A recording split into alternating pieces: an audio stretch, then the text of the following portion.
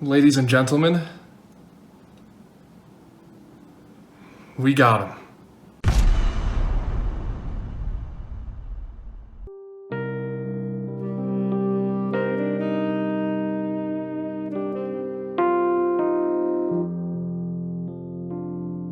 I didn't think any of us knew.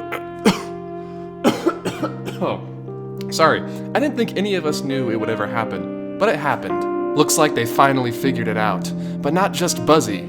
This one hits a little close to home. He came after the Haunted Mansion, everyone, and when you come after the Haunted Mansion, well, that means war. Now allow me, if you will, to explain myself.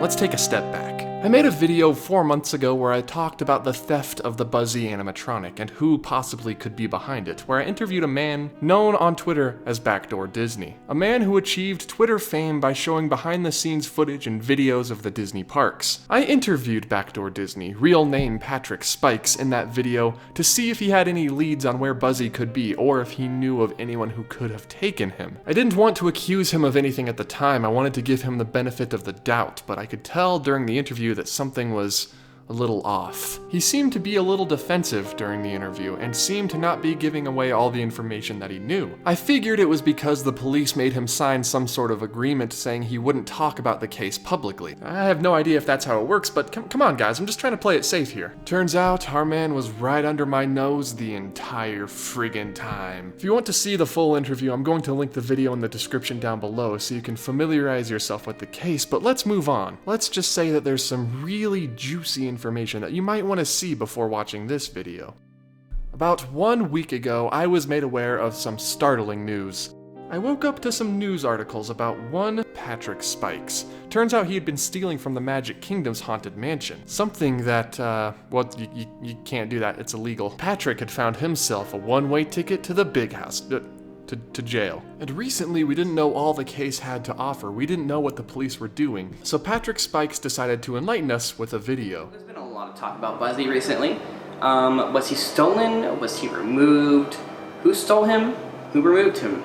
But to find out, we gotta go all the way back to where it started.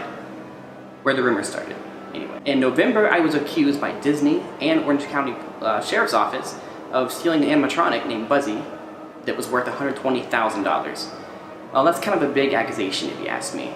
Big accusation indeed, but when the police report was released, it gave us a few new details on the situation. I'm gonna be paraphrasing the police report because it's really long, but it's super interesting. I'll link to it down in the description, if I remember. On August 8th of last year, Disney reported that the clothing had been stolen off of the Buzzy animatronic at Epcot. Now keep in mind, this is just the clothing. The animatronic itself was still at Cranium Command. The estimated value of the clothing that was stolen was around $6,800. The Disney security team had tipped the Orange County Police off to Patrick Spikes, who had been developing his Backdoor Disney online presence at the time. Later on, detectives learned that the Buzzy animatronic itself had been stolen from Cranium Command, so they spoke with Spikes. Patrick denied knowing anybody who possibly could have stolen the actual animatronic, but he gave vague information of people the police could look into. Now, does that sound familiar at all? It's basically what he did in my video when I tried to interview him. The police go on to say they found a photo of the Buzzy costume inside Spikes' car, although Patrick denies that the photos were taken in his vehicle. Featured in the photos was a tan backpack, and later when police obtained a search warrant for his house, they found the same tan bag. And it's at this point the police begin talking about the oh-so-famous video. Spikes would later make a YouTube video about this search, but when he showed the warrant in the video, he digitally altered the search warrant to remove the tan bag and the animatronic clothing from the section of the warrant that lists the evidence being sought in the house.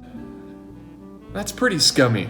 In January of this year, the detective contacted a Disney detective and showed him a picture from Patrick's cell phone that said AA Magic Kingdom Haunted Mansion Figure 32A. This, as it turns out, was the designation for one of the female dancing ghosts in the ballroom. As it turns out, that dress had been reported missing recently, and Patrick had sold the dress and multiple other objects to a third party for over $8,000. On the day of the Haunted Mansion theft, Patrick met up with his cousin who would help him. Patrick and his cousin then used the utilidors to get into the Haunted Mansion while it was open and operating. So after police managed to obtain all that evidence, it sure looked like Patrick was going to get in a bit of trouble. Or a lot of trouble. he went to jail. And yeah, this was all fine and dandy, but we still didn't know who had stolen Buzzy. We know he stole his clothes, but not the animatronic. Until something happened. 5 days before his initial arrest, Patrick tweeted something a little disturbing, so if you're squeamish or you don't like seeing horrible atrocities, please avert your eyes, because this one's a little heavy. Backdoor Disney tweeted this horrific photo of Buzzy's face, completely 100% disconnected from the original animatronic. Patrick said he had no idea who could have taken Buzzy during the interview in my last video, but it was later discovered that the tan bag used to hide Buzzy's clothes belonged to Spike's, and the photo of the cars from his vehicle. I don't want to come right out and say that Patrick absolutely stole Buzzy, because obviously there's still an investigation going on, but he has lied about the Buzzy animatronic before, and there are pictures of the Buzzy clothes in his car and in his bag. So Buzzy, at this point, is still not found. He's still not home. He's out there in the wild somewhere,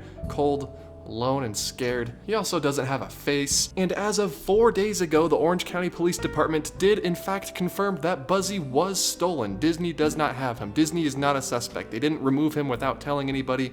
He's just stolen. And as for Patrick, all I have to say is, dude, come on. I seriously cannot believe that there are more people out in the Disney community supporting him still, and I sincerely hope he can get his life back on track, because Patrick, this ain't it, man. Stop being a dishonest thief, and I'm sure you can contribute to the Disney community in a good way. But that's everything we have so far. Perhaps a part 3 is in order for whenever we find, or if ever we find, the Buzzy animatronic. But for now, that's all we know.